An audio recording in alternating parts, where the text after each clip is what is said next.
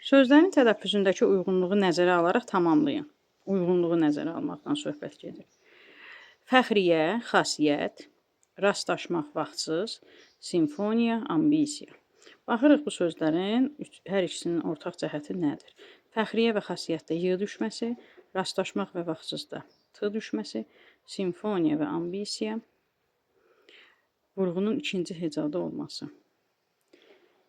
A bəndini heç götürmürük, çünki iştirak sözündə t düşmür.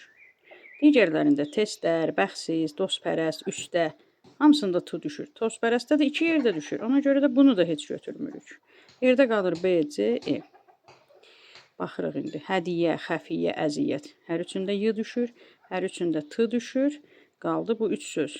Kommunal, sambo, hambal. Və üçüncü şərtimizdə vurğu ikinci hecadaydı. Doğru cavab sizcə hansıdır?